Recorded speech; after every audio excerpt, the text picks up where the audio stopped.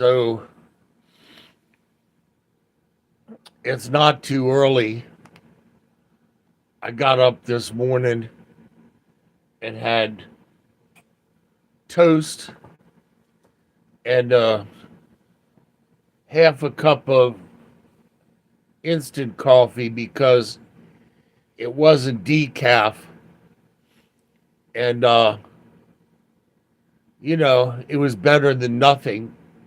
That's all I'll say about it. God gave me another day in my right mind. So I give him all the praise. I'm watching the news with the latest tragedies, and I invite your comments. But a couple things. Since the topic is so delicate, I want to be very careful of what we say in respect to the people that lost their lives in this latest school tragedy. And the other thing is, I would ask that we stay on topic.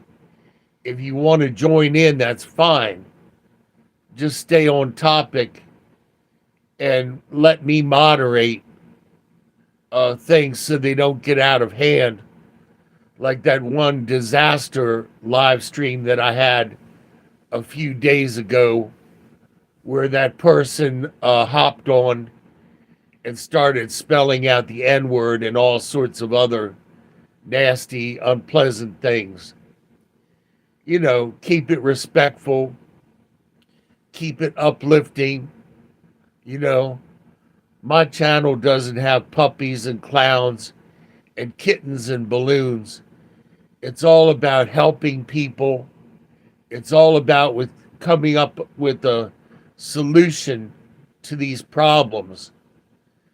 And so that being said, and again, I want to have all of the respect and thoughts and prayers for the survivors of this latest school tragedy and the deceased, who certainly didn't deserve what happened to them.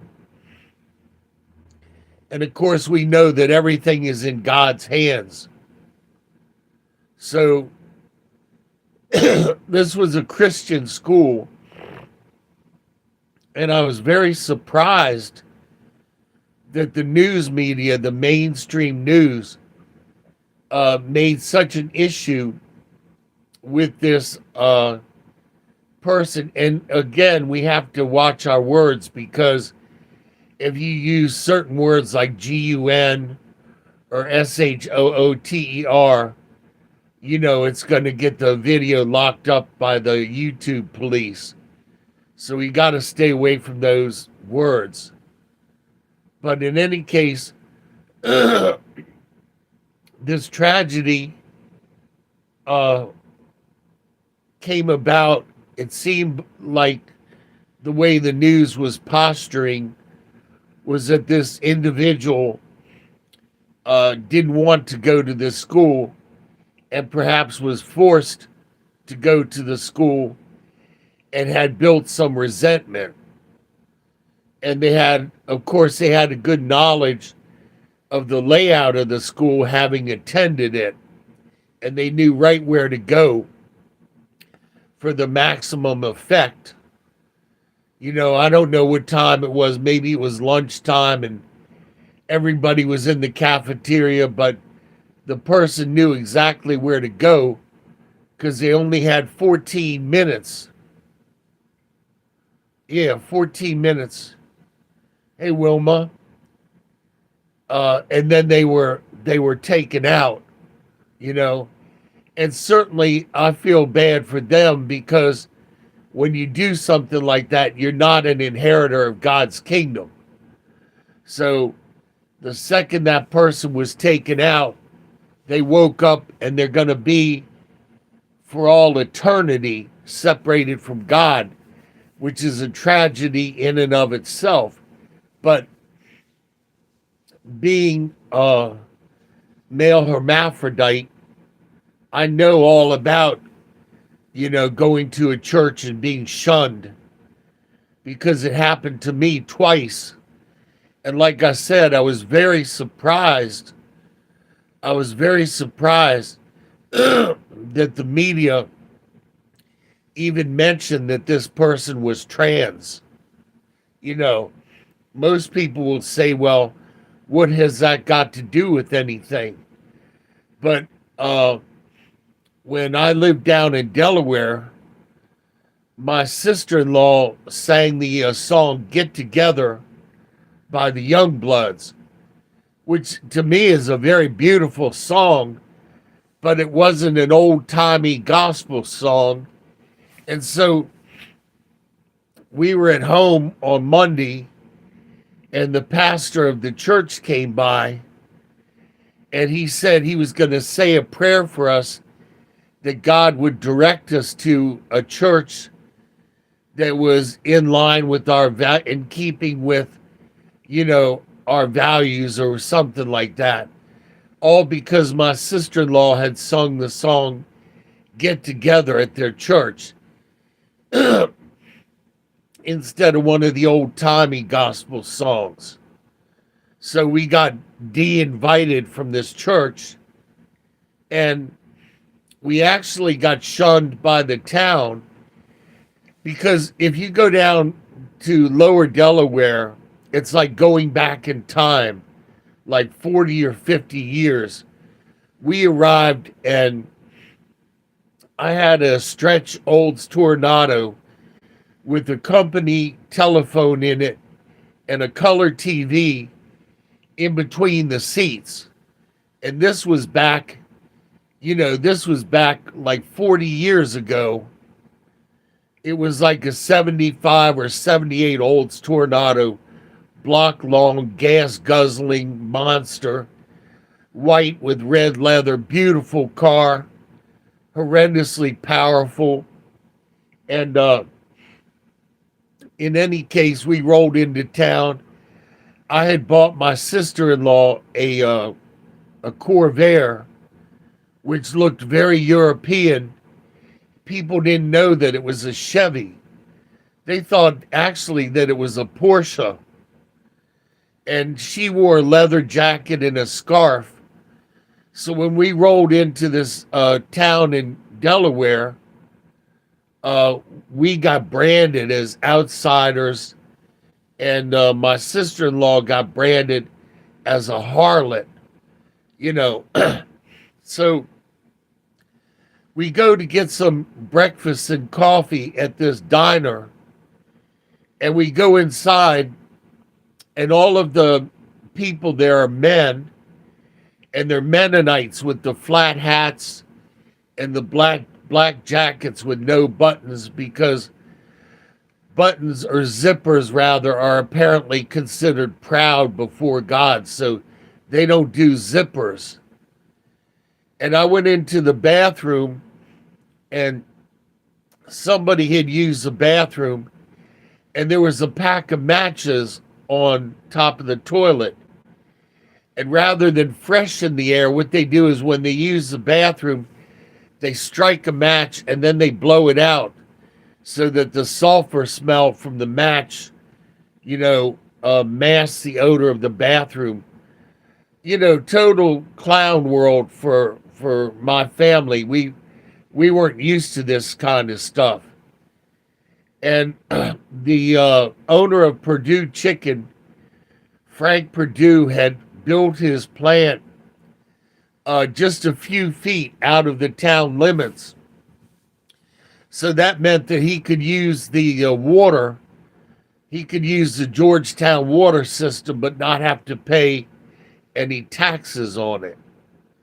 So when that chicken plant was running, you would open up the tap to get a glass of water, and it tasted like chicken blood. It was awful, awful tasting water. My nephew, when he took a sip of the water, threw up. So we go to the diner, and all of the men are looking at my sister-in-law with her leather jacket, and our Corvair convertible, and we instantly got branded, and we got shunned by the town to where we actually ended up having to move. So you'd go to a gas station and you'd pull up and you'd see the car in front of you just got gas. And then you pull up in your Corvair convertible and the man comes out and he says, "Sorry, we're out of gas. Got to go someplace else. Got to drive all the way into Rehoboth to get some gasoline." That kind of stuff. And so what I'm saying is I know all about being shunned. And when I came back up to Maryland, I went to a gospel church. I'm not going to call the name of the church because, obviously they're still in operation and all that. But a lady came up and she said something about my perversion. And I'm like, "What are you talking about? I'm not doing anything wrong. Being they didn't understand. They didn't know. My sister knew. She was the only one in my family that knew that I was hermaphrodite. And for those of you that don't understand what that is, my parents were very old when they had me. And every fetus in a woman's womb starts out as female. And then when the hormones work on a fetus to turn it into male, the ovaries that would, yeah. So if you make a comment, keep it real short, because if you make a big long comment, it disappears before I can read it, Wilma. So keep your comments to a couple lines, and then you can always post another comment all you want, So every fetus starts out as female. And then when it's going to be male, the parts that would be ovaries drop down and they become the testes for the male. And the part that would be the vagina closes up and becomes a scrotum on a male. So all of the parts are the same, but nature reconstructs some of them in order to have male and female. And so if my parents had made an issue out of my being hermaphrodite back in the 50s, I would have been put in an institution, because back then they didn't know what to do with the child that was hermaphrodite, that wasn't normal. And so we never talked about it. I didn't even realize that I was different until I went to orientation for junior high, and you had to strip down and shower, and you had to shower communally with the other boys. And then I was like, oh my God, everybody else is a teapot and I'm a sugar bowl. And the one gym teacher, God bless him, Mr. Bliss, was very nice, because it's funny, like as far as my top being uncovered, that's very uncomfortable for me. I would never, even though my body doesn't emote any feminine aspect to it, and I'm very hairy. Like when we went to the beach as kids, I didn't like taking my top off. I was very wary of doing that, whatever you call it, uncomfortable. So I knew down deep something was different. And it wasn't till years later that I went and saw a doctor because when I started to enter what would be normal puberty, and again, this is adult conversation that we're having. This is an adult video. And so when I turned into a teenager, I started to lactate, and my shirt would actually be wet. And I went to the doctor. I had a male doctor, and he was like, "Well, things happen," and I wasn't satisfied with that. So I stopped going to see the doctor that my parents took me to, and I saw this wonderful doctor, Lady Doc Tate, and my shirt's actually wet. What do I do about it? She's like, "Well, obviously you need some sort of hormone therapy, to get you more onto one side or the other." And so, as it turns out, even though I'm very hairy, I'm essentially, and of course an alarm's got to go off during the video because that's the way it is in my world. But even though I'm very hairy, the doctor said that chromosomally, I have my own twin sister inside of me. I'm like an XXY. And so people pick up on that.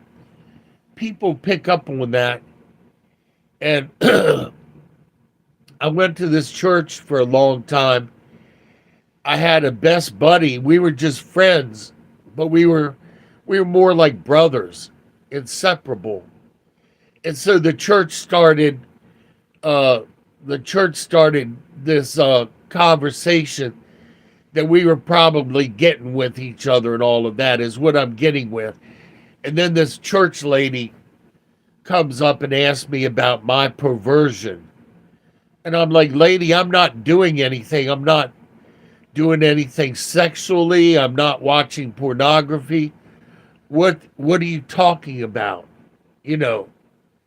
And I did say, "Well, I am wired different.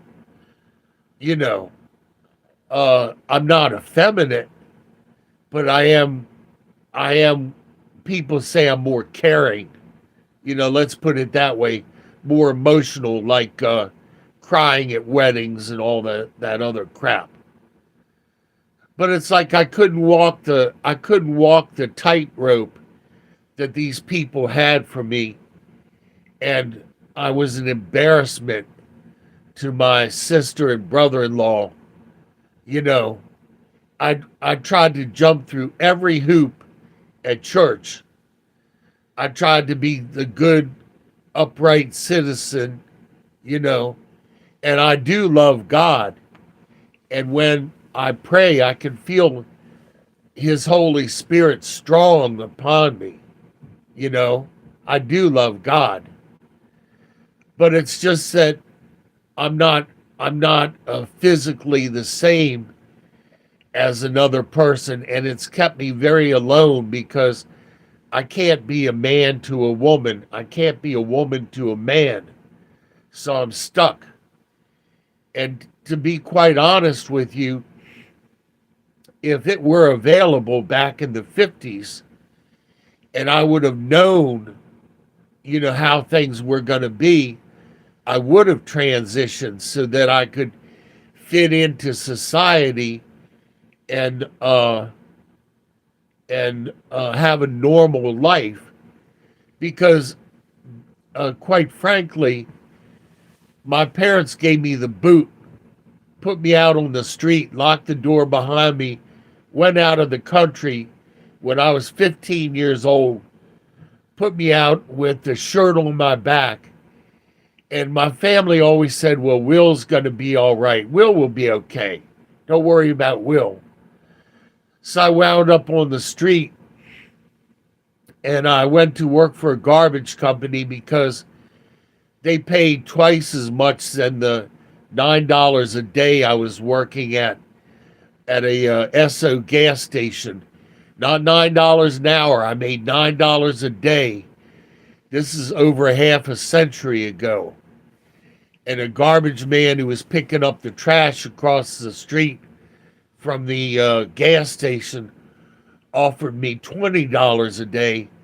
I didn't realize it was from dark in the morning till dark at night, and that I was going to get the crap beat out of me if I didn't pick the trash up, quick enough, and if I didn't pick up as much as he expected. So that's a different story altogether. But in any case, I tried to pretend, to be as normal as possible. And I had many, many women that were in love with me. But then when it came down to getting down, I didn't want to expose my secret. So I always broke it off before bedtime, so to speak, so that nobody would know my secret. And then when it came to going to school, since I had been exposed at the junior high, I was supposed to go to Walt Whitman High School. And I told my parents, I said, because our house was right on the line, I said I wanted to go to the hippie school, to BCC. And that way I'd be starting out with new people that didn't know my secret. And then I could go to the admin and say, this is my position. I don't want to take a gym class. I'll take an extra math course or something like that. And what they worked out for me was for me to go to school half a day under the distributive education DECA program. And then they would give me credit for life experience. So I went to high school half a day till 12 noon. Then I walked down to the gas station and worked till 10:30 at night at the gas station, 14 years old, working in a gas station with all of these guys, roughnecks that would spit on the ground and cuss and fart and chew tobacco and pick their nose and stuff I was never exposed to because my parents were both eggheads. My father was a poet. My mother was an Egyptologist. And they did not allow drinking, and they did not allow cursing. Now you could drink coffee or you could smoke cigarettes all you wanted, but my father would literally beat you to death for drinking or cursing. I found out about that when I was 11, and the man almost killed me, punching me in the face, knocking me down the stairs to the basement, and then stood over top of me and beat me like we were in a bar fight. And so I told him, I said, Buck, when I get older, it's going to be a problem for you because I'm getting bigger. And see, I was angry at the time I said that, but he took it to heart. And when I got old and big working in the gas station, he was like, it's time to move old Willie Will out into the wilderness and get him on up out of here, for his protection. But the ironic thing was, when my father got sick and was on his deathbed, my family pulled back. They couldn't handle it. And I was the one on my father's deathbed that was telling him I loved him and that everything was going to be okay, patting his hand. That was very difficult for somebody who had been so physically and verbally abused his whole life. But I turned out normal and loving. I didn't have to go get a GUN and walk into a school and smoke a whole bunch of innocent people. Is that people think 2 sets of glass doors being locked is going to stop anybody. You watch the video, this person just, fires a couple shots, busts the glass all up and walks right through the doors. Those doors easily could have been screened in with some diamond plate. That crisscrossy diamond stuff. that you see on people's doors and windows in the hood, to where you can still look out, but you're safe because it's that heavy diamond screening. They could have easily tack welded that onto a set of those doors, to where even if the guy, blasted the doors, he couldn't get through the metal screening. But of course, they had two sets of glass doors, as if two sets of glass doors are going to stop anybody. It's such a clown world that we live in. The lack of logic, and you're looking at the camera thinking, well, why doesn't this occur to anybody? They're like, well, we got our glass doors locked. We're safe behind these two sets of locked glass doors, and we got our cameras. Okay. So it took 14 minutes for the cops to get there, which is relatively quick by the time they got there and smoked this person who's smoking all these innocent kids and people at this church. But like I said, having gone through the experience myself, I believe that the motivation for it was that this trans individual got shunned by this church, and treated differently, and came back and smoked all of those people. And this person should never have been forced. This person should never have been forced to go to that church if they didn't want to. They should have gone to like a metropolitan, community church, that has a gay element to it, and trans and all that, where they wouldn't be shunned. Yeah. So I asked God why I wasn't built complete. And what God told me in the spirit was that I was made the way that God wanted me made. And I was made for a time like this because, having gone through the pain myself, I could speak out about it, to other people. And believe me, I still get shunned. I still get shunned by normal people. So it's still not easy, and it's embarrassing to talk about. And the thing that really galls me is, years ago, I had a horrendous accident, and I was dead for about 4 minutes as they tried to revive me.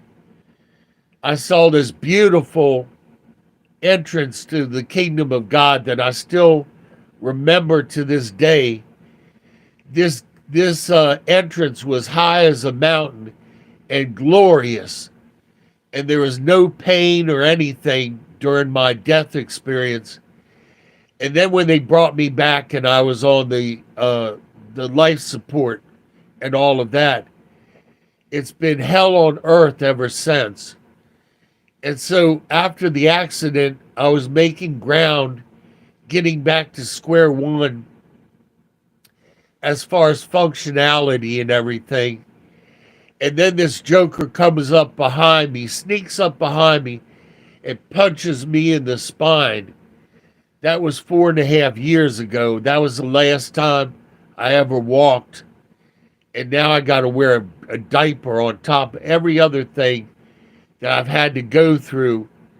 I have to wear a diaper like a 2-year-old kid because I don't have any control from my chest on down, and I live by myself. I have to stay in good physical shape. I exercise, to keep my upper body. I can put myself in and out of my wheelchair, which, by the way, a wheelchair is very painful. It's very painful. I wish they would redesign them to where they didn't hurt so much to sit in. If you look at wheelchair Dan's videos, he has times where he's sitting in his wheelchair crying from the pain. And then when that happens, I have to get back in bed and stretch out and get the circulation going.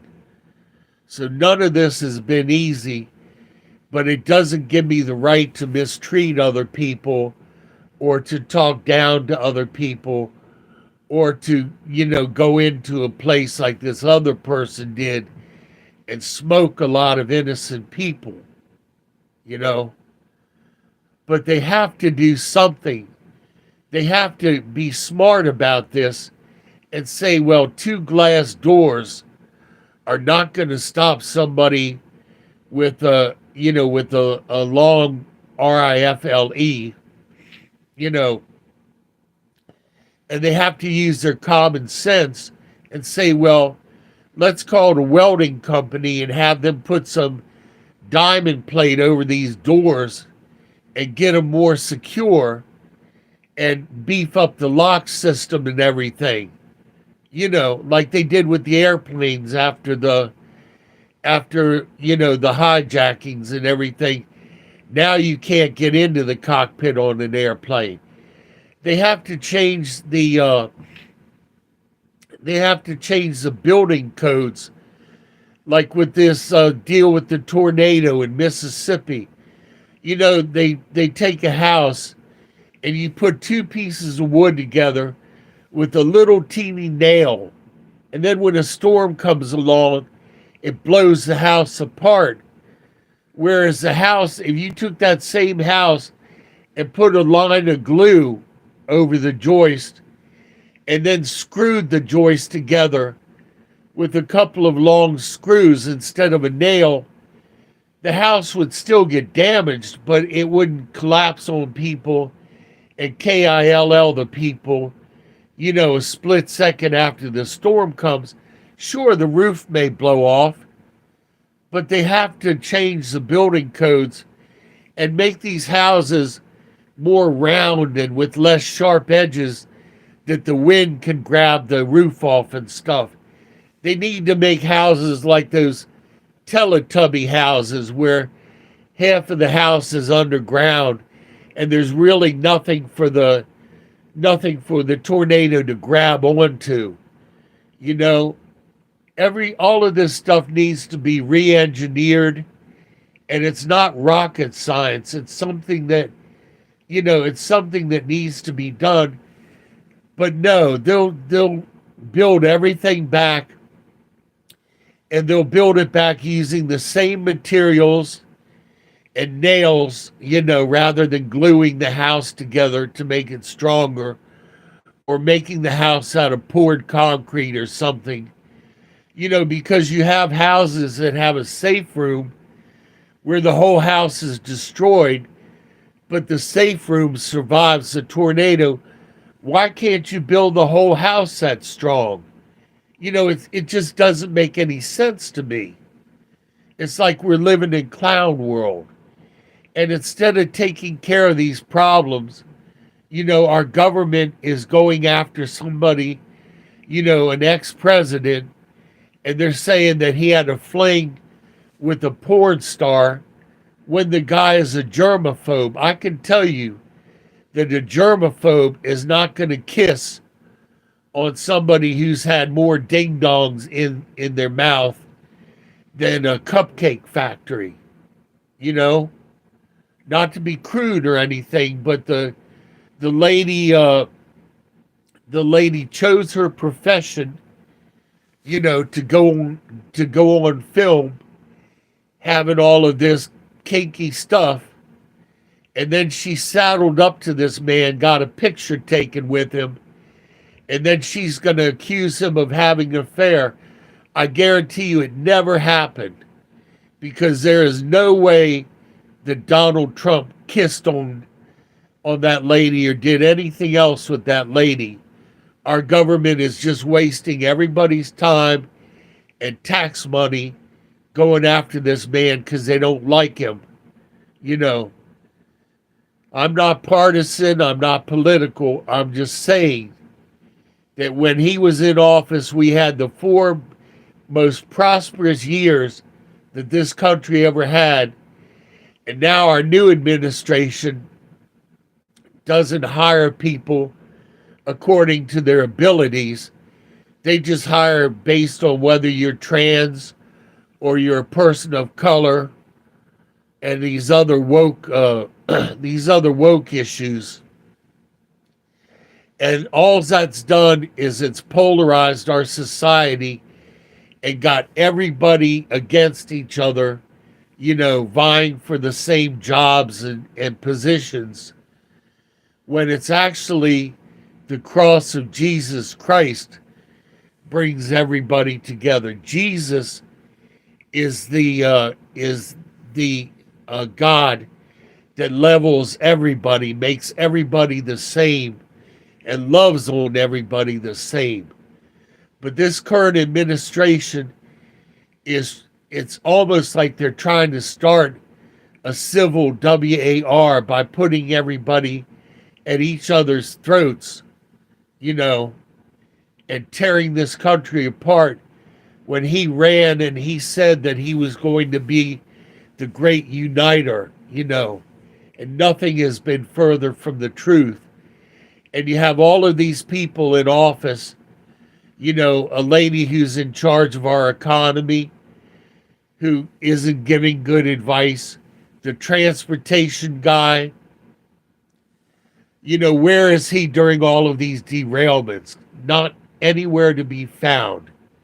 And they're talking about all of these woke issues, pouring money into other countries when we have people in this country that are starving. I myself have to ration my food because my rent went up and my benefits went down. So I'm $500 a month upside down on my money. And I have to literally ration my food every day as a elderly person. I have to ration my medicine, in what was supposed to be the most prosperous, God-blessed country on the planet. And now, since we've spit in the face of God, over and over again, God is telling us, well, if you come to me in prayer, I'll bless you. But it's not like the old days where we're automatically blessed. And then you have the people like these Satanists who are going to have this meeting in Boston so that they can openly spit in the face of God and bring God's wrath down on all of us in this country. And nobody will stand up to these people and say, look, that's not right. And you're going to bring wrath on yourself. And since we, the church, are not doing anything about it, God's going to have to pour out a little bit of wrath on us until the rapture happens. And that's when he's going to separate the wheat from the tares.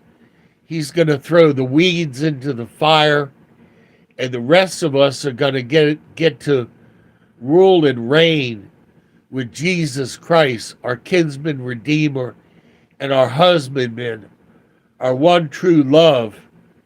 And I'll never be alone again.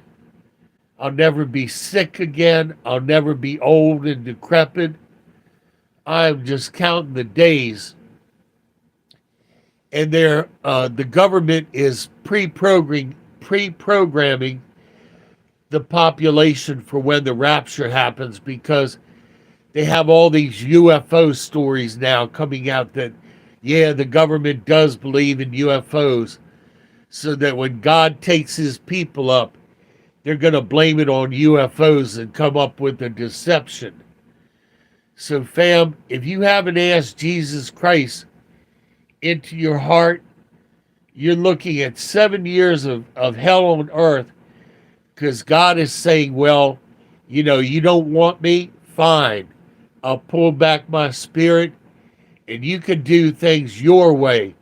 You can poison the water and the air, and you can eat bugs and crickets, and you can roast with this weather that's coming up. This summer is supposed to be one of the hottest summers on record. So, fam, now that spring is here, and the stores are starting to sell the air conditioners and fans. You need to go out and snap that stuff up as fast as you can while it's still available.